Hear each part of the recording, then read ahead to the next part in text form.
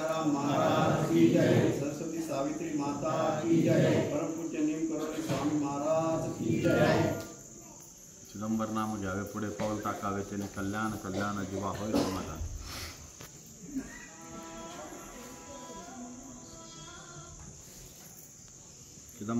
चिदंबर महास्वामींच्या आशीर्वादाने चाललेले हे आपलं पर्वकाळ। अशा या वळणावर आपण येऊन बसलेलो आहे की आपण आयुष्याच्या ज्या काही गोष्टी करतोय या गोष्टी बरोबर स्वामी आपल्याकडून कशा करून घेतात या वळणावर आपण काय केलं आता उभे आहोत। या वळणावरून बऱ्याच गोष्टी उतरू शकतात, चालू शकतात, सरळ चालू शकतात, वाकड्या होऊ शकतात। आपण कसं चालायचं हे आपण ठरवायचं। तो ठरवणारा पण कोण आहे? चिदंबरच। पण जर तुम्ही तुमचे विचार आचार जर चांगले ठेवले तर तुमचे वळणं वाकड्या तिकडे कधीच होऊ शकत नाही। तुमच्या डोक्यात जर कोणाचं वाईट करायचं चिंतायचं असेल तर तुम्हाला ऑटोमॅटिकली स्वामी बरोबर इथून काय करतात?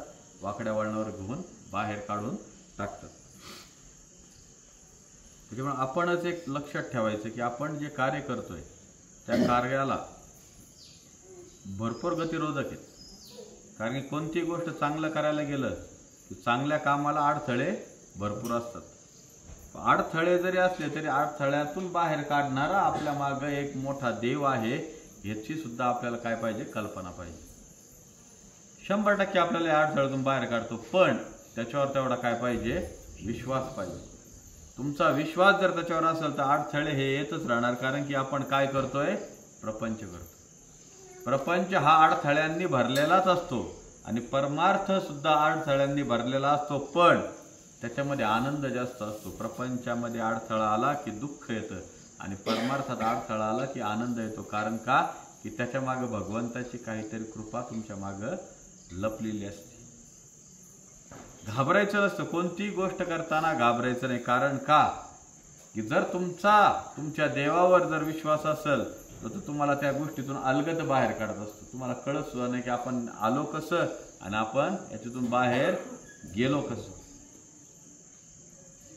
चक्रव्यूह तोच आणतो, चक्रव्यूहातून बाहेर पण तोच काढतो। एक लक्षात ठेवायचं की हे सगळं काय आहे? ह्या प्रपंचातलं गणित। तुम्हाला असं वाटत असेल देव करतो म्हणून आपण याच्यातून काहीच नाही, देव करतो म्हणून आपल्याला अडथळे येणार नाही, हा तुमचा भ्रम आहे। अडथळे हे तुमच्या प्रपंचाचे। देव करणं म्हणजे काय? देव करणं म्हणजे त्याच्यात काय करायचं की आपण आपलं मनापासून भक्तिभावाने आपला देव पूजायचा। त्यासाठी काय भगवंताच्या याला काय पैसा लागत नाही। तुकाराम महाराजांनी किती वेळा मी तेच सांगितलं। तुकाराम महाराजांनी सांगितलं की सोनं रूपी मनरूपी सोनं, मनातून बोलायचे काय बोलायचं ते। मी तर बसलोय, आराधना आहे, प्रत्येक गोष्टीची काय आराधना आहे। इथं बसून सुद्धा तुम्ही सोनं देवाला वाहू शकता। कसं? मनातून।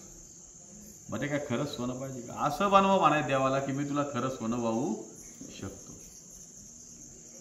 स्वामी बनवतील पण तुमची दानत तशी होऊ शकत नाही। कारण की मन काय आपलं संकुचित वृत्तीचं आहे की कशाला देवाला, देव कुठं देव घालतो का? देव कुठं सोनं घालतो का? देव कुठं पेढे खातो का? देव कुठं काय करतो का? आज 56 भोग आपल्याला द्यायचे स्वामींना, पण देवाने काय सगळ्यांच्या घरून आणलं असेल का? भरपूर लोकांनी तर काहीच नसन आणलं। कारण का? की भगवंताला त्यांच्या हातून खायचं नाही। भगवंताला काय करायचं नाही? त्यांच्या हातून खायचं नाही। कारण का? की आपली अजून वृत्ती काही सरळ झालेली नाही। ज्याची वृत्ती सरळ तिने बरोबर डोक्यात ठेवून काही ना काही एक छोटासा पदार्थ का होईना, माझ्या देवाने माझा काय खाल्ला पाहिजे। मागच्या शनिवारी सांगितलं होतं ना की आपला देव जर काही खात असेल तर त्यासाठी पण काहीतरी करावं। कारण का? की देवानी आपलं अन्न खावं इतकी आपली लायकी अजून झालेली नाही। पण जर आपल्याला चान्स आला तर सोडायला पाहिजे का? त्यामुळे एक लक्षात ठेवा, प्रपंच तर आपल्याला करायचा आहे। प्रपंच आपल्याला सोडून सांगितलेला नाही। तुकाराम महाराजांनी सांगितलं प्रपंच नीटनेटका करा मग परमार्थ करा। कारण की जर प्रपंच जर नीट नसेल तर परमार्थाला झिरो किंमत आहे। किती आहे? झिरो किंमत। जर तुमच्या घरातच चांगलं नसेल, तुमच्या घरातच तुम्हाला शिव्या देत असतील आणि तुम्हाला सारखं तक तक करत असतील ते तुकाराम महाराज होते की ते म्हणायचे ती माझी बायको काय आहे कर्कश्या म्हणून मी काय करायला लागलो परमा ती जर चांगली असती तर मी देवाकडे आलो नसतो. सगळं तुकाराम महाराज होऊ शकतात का? भरपूर लोकांच्या बायका बडबड करतात अध्यात्म करतात पण ते तुकाराम महाराज होतील का? नाही. कारण का किती वृत्ती नाहीये. भरपूर प्रपंच केला तुकाराम महाराजांनी. तुकाराम महाराजांसारखा प्रपंच नाही. सावकारकी होती तुकाराम महाराजांची.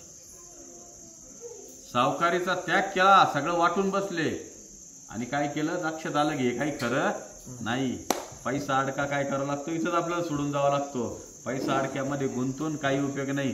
पण ते कोण होते? तुकाराम महाराज होते. आपण तसे आहेत का? नाही. आपण पैशाच्या मागे लागतो.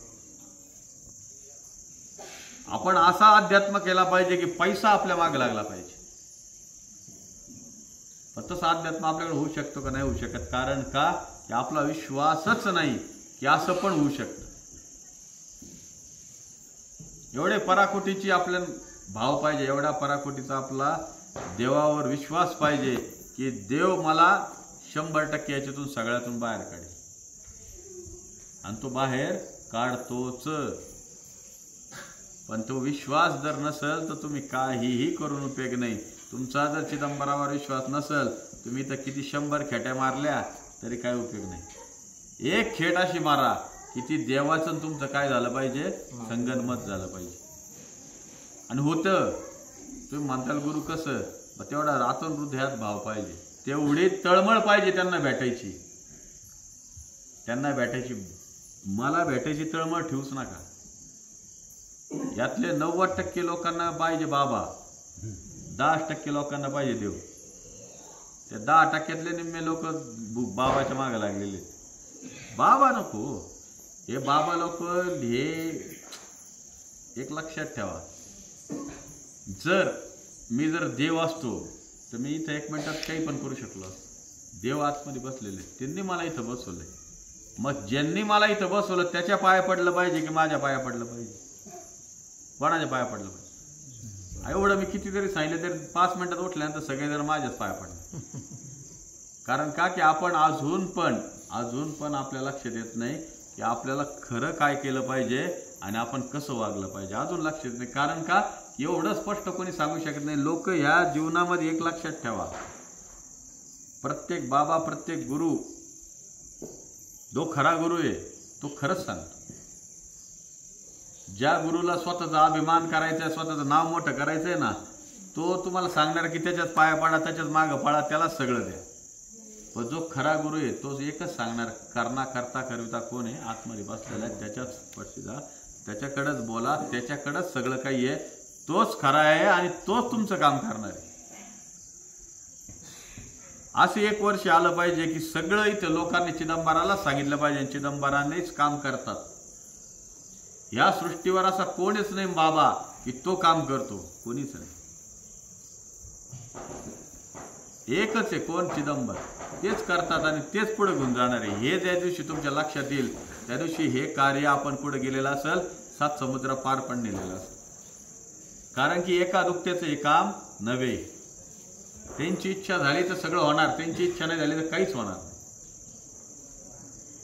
त्यामुळे प्रत्येकाने एक लक्षात ठेवा, आपल्याला विश्वास आणि आपल्याला आध्यात्मिक वृत्ती आपली काय केली पाहिजे? उच्च कोटीला नेली पाहिजे. आपण चिदंबर नाम घ्यावे, पुढे पाऊल टाकावे. त्याने कल्याण ह्या मंत्राचा आपण काय करत असतो? सारखा उच्चार करत असतो. याचा उच्चार का करायचा? कारण की त्यांचं नाम घेतलं आणि पुढे पाऊल टाकलं तरच तुम्हाला सक्सेस आहे. हे तुम्हाला ब्रीदवाक्य लक्षात घेऊन टाका. तुम्ही जर म्हणले मी करतो म्हणलं की तिथं ते काय करतात? 0 करून टाकतात. ते करतात ज्या दिवशी तुमच्या मनात येईल त्या दिवशीच तुमचं कार्य होईल. तेच करतात. त्याच्या व्यतिरिक्त कोणीही करत नाही. कारण का की तोच आपला पालन करताय, तोच आपला करता धरताय, तोच आपलं सर्वस्व आहे. हे ज्या दिवशी तुमच्या लक्षात येईल त्या दिवशी त्याला बघितल्यानंतर डोळ्यातून काय येतील? पाणी येईल. किती लोकांना इथं स्वामींना बघितलं डोळ्यात पाणी येतं. पॉइंट नॉट एखादा असला तर असू शकतो. कारण की भक्ती अजून तेवढी दृढ झालेली नाही. ते दगड वाटतो आतमध्ये बसलेले. काय आहे? दगड. ते दगड नव्हे, ते साक्षात परमेश्वर आहे, साक्षात देव. तुम्ही सगळे जरी तर सगळं घरदार सोडून प्रपंच सोडून येऊन बसलेत याचा अर्थ समजून घ्या की तो स्वतः आतमध्ये उभा आहे. तुमच्या आजूबाजूला पण देवस्थान असतीलच ना, तुमच्या आजूबाजूला मंदिर असतील, तिथं का नाही जात तुम्ही बसत जाऊ? नाही बसू शकत. कारण का की त्याची आज्ञा नाहीये तुम्हाला तिथं बसवायची. यांनी तुम्हाला बोलवलंय, तुम्ही नाही आलेले, त्यांनी तुम्हाला बोलवलंय म्हणून तुम्ही इथं आले. अशी एक कोणतीच गोष्ट नाही की तो तुम्हाला तुम्हाला त्याच्या आज्ञेशिवाय तुम्हाला काहीच करू शकत नाही. आज्ञा त्याची म्हणून तुम्ही सगळं सोडून इथं आले. त्याची कृपा तुमच्यावर व्हायची असेल म्हणून तुम्हाला इथं आणलंय. बाकी दुसरं काहीही तुमचं काय यायचं कारण इथं नाही. त्यामुळे एक लक्षात ठेवा, आपण जे करतोय ते कोणत्या मार्गाने करतोय हे आपण लक्षात ठेवा. चिदंबर नामस्मरण करा, चिदंबर पारायण करा. 15 दिवसांनी चिदंबर महास्वामींचा सगळ्यात मोठा उत्सव जन्मोत्सव. स्वामींचा जन्म झालाय कार्तिक वद्य षष्टीला. पुढच्या आठवड्यापासून 10 तारखेपर्यंत आपण स्वामींच्या जन्मावरच बोलणार.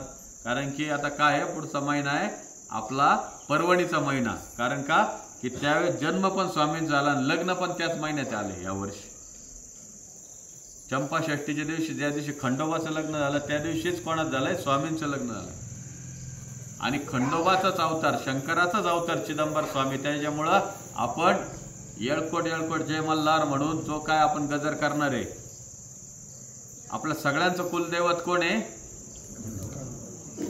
मग चिदंबर स्वामी कोण आहेत? मग आपण काय केलं पाहिजे त्या दिवशी? उत्सव कसा केला पाहिजे? मोठा केला पाहिजे. मग त्या उत्सवाची सुरुवात आपण साधारणतः आपल्या पुढच्या सत्संगाच्या दिवशी सगळ्यांनी मिळते. मी एक स्वामींना नारळ ठेवून, तुम्ही प्रत्येकाने प्रत्येक देवस्थानच्या लोकांनी, बाहेर गावच्या सुद्धा प्रत्येकाने तुमच्या इथल्या आपल्या स्वामींच्या देवस्थानला नारळ ठेवा की जन्म ते लग्न ह्याच्यात कोणताही विघ्न येऊ नये.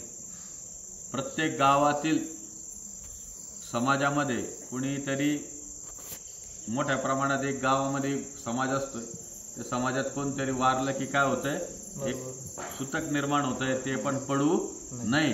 कोणतंच विघ्न आपल्याला याच्या ह्या 2 कार्यक्रमामध्ये येऊ नये अशी चिदंबर चरणी आपण प्रार्थना करू. कारण का की आपला उत्सव सगळ्यात मोठा आहे. जरी पडलं, माझ्या हिशोबाने 100% स्वामी आशीर्वादाने कधी आतापर्यंत झालं नाही, पण झालं तरी सुद्धा आपल्या जवळच्या लोकांना यायला काही हरकत नाही. जन्माला जरी नाही आले तर लग्नाला यायला काही हरकत नाही. त्याच्यामुळं या सगळ्या गोष्टी आपण करत असताना चिदंबर महास्वामीचा जन्मोत्सव 10 तारखेला आहे. 10 तारखेला जो जन्म असतो त्या टायमिंगची गोष्ट तुम्हाला मागच्या यायला कथा सांगितली मी की महास्वामींच्या आशीर्वादामध्ये असं आहे की ज्या कोणाला मूलबाळ होत नसेल आणि त्याला काय अपेक्षा असेल त्यांनी चिदंबर महास्वामींचं महागुरुचरित्र हे जन्माच्या आधी 7 दिवस वाचायचं. तो जो कलश असलेला नारळ घेऊन इथे यायचा. जन्माच्या दिवशी ज्यावेळेस पाळणा हलत असेल त्या पाळण्याला लावल्यानंतर ते 100% आपल्याला त्याच्यामध्ये काय होतं, प्राप्ती होती, जे काय अपेक्षा आहे त्याची. त्याच्यानंतर कल्याणोत्सव, चिदंबर महास्वामींचं लग्नाच्या वेळेस महास्वामींना लागलेली हळद ही जी लागली गेली तर 100% माणसांचे काय होतात, लग्न होतात. किती अडचणी असू द्या, कितीही 90% सक्सेस आहे. किती आहे? 90%. एक पॉइंट म्हणण्या इतक्या गोष्टी आहेत की काय असेल, प्रारब्ध असेल, भोग असेल, पण सलग 3 वर्ष ज्याला ती हळद लागते त्याचं 100% लग्न इथं होतं. त्याच्यामुळे हे जे सगळ्या गोष्टी आहेत, या सगळ्या गोष्टी महास्वामींच्या आखात्यात आहेत. ते जे करतील तीच पूर्व दिशा. माझ्या हिशोबाने मागच्या कवठ्याच्या सत्संगाला मी गेलो होतो, तिथं असंच मागच्या जन्मोत्सवाला नारळ लावून दिलं होतं आपण. तर त्या माऊली आला असेल नाही, तर माऊली मागच्या वेळेस नव्हता, बहुतेक सत्संगाला नव्हता तिथं. पण तिथं अशीच घटना घडली की त्यांच्या इथं कोणतरी नाव आहे, मला आडनाव बिडनाव काही जास्त माहीत नाही, पण ती लेडीज माझ्याकडे आली की मागच्या जन्मोत्सवाला तुम्ही नारळ दिलं होतं गुरु म्हणे इथं लागलेलं, आणि त्या जन्मोत्सवानंतर मला माझ्या मुलीला काहीतरी बाळ झालं. म्हणजे एक लक्षात ठेवा, होतं हे सक्सेस रेशोमध्ये. आपण पण ज्या ज्या लोकांना कुठं काही प्रॉब्लेम असेल, कुठं बाहेर असतील, त्या लोकांना जन्माच्या दिवशी यायला सांगा. त्याच्या आधी 7 दिवस वाचा, नाही तर ते नारळ घेऊन गेल्यानंतर 7 दिवस वाचा, पण वाचलं पाहिजे. पारायण वाचल्याशिवाय होऊ शकत नाही. महास्वामींचा आशीर्वाद त्याच्यातून मिळतो आणि तिथून पुढे कार्य व्हायला सुरुवात होती. त्यामुळे 2 मोठे कार्यक्रम आपल्याकडे येणार आहेत. 2 मोठ्या कार्यक्रमांचं नियोजन पण त्याच पटीत आहे. आणि त्या नियोजनामध्ये आपण काय करायचंय, प्रत्येकाने सहभागी व्हायचंय आणि ते सहभाग आपला हा प्रत्येक कार्यक्रमामध्ये सगळ्या रूपात पाहिजे. कोणत्या? दान रूपी पण पाहिजे, अन्नदान रूपी पण पाहिजे, श्रमदान रूपी पण पाहिजे. श्रमदान सगळ्यात जास्त पाहिजे. एक वेळेस तुम्ही पैशा रूपातलं दान करू नका, अन्नदान करू नका, पण श्रमदान हे सगळ्यांनी करा. कारण की श्रमदानाशिवाय इथं आपण काय होऊ शकत नाही, स्वच्छता होऊ शकत नाही. प्रत्येकाने विचार करा, प्रत्येकाचा टायमिंग घ्या. पुढच्या शनिवारपासून प्रत्येकाने वेळ द्यायला सुरुवात करा. एक एक गावाने मागच्या आठवड्यापासून 2 आठवड्यापूर्वी तांबेरे गाव येणार होतं, ते अजून येते. 15 दिवस झाले. तणनाशक मारून नाही, तणनाशक मारून काय उपयोग आहे? कुठं जळालं? काय जळालं? तुला काय दिसलं जळालेलं? काय तुला दिसलं? मला जाऊन दिसलं नाही. बरं, महिन्याने जळण. आपल्याला महिना नाही ना दीपक, आपल्याला 10 दिवस राहिले कार्यक्रम.